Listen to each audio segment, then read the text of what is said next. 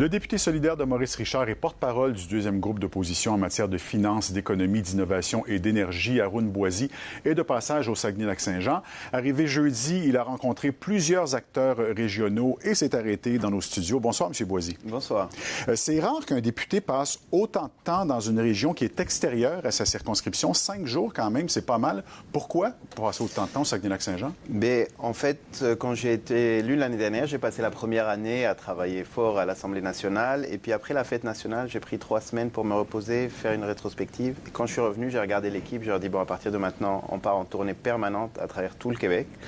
Donc j'ai commencé au mois d'août, je suis allé en Gaspésie, Saint-Laurent, Montérégie, Centre du Québec, en Estrie, un peu partout. Et là, j'avais l'occasion de pouvoir partir directement de l'Assemblée parce que c'est plus proche. Ouais.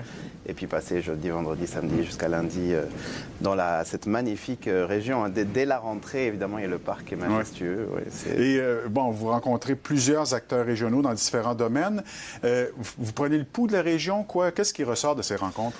On est en mode écoute. Moi, c'est beaucoup la question de l'énergie qui m'intéresse à ce stade, étant donné que le ministre Fitzgibbon va déposer un projet de loi qui a d'énormes implications pour l'avenir énergétique du Québec, mais aussi la question de l'économie. Évidemment, il y a la question de l'aluminium, la question des produits laitiers, la question du papier, des transformations de bois, etc. Et tout l'équilibre, si on veut, et puis l'horizon vers lequel on doit tendre. Hein.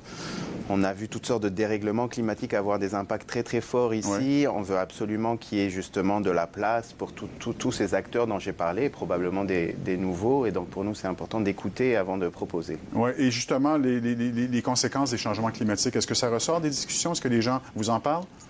Oui, beaucoup, surtout les maires MRS, les préfets, que ce soit par rapport évidemment aux feux de forêt, à l'industrie du bois, mais aussi tout ce qui touche le tourisme dans la région, que ce soit l'été ou l'hiver, les gens sont très inquiets, évidemment, et on est bien conscient que d'un côté, il va falloir changer partie de comment on fait les choses pour éviter que ça empire, et de l'autre côté, il va falloir transformer des choses tout de suite pour pouvoir résister aux changements qui malheureusement sont inéluctables.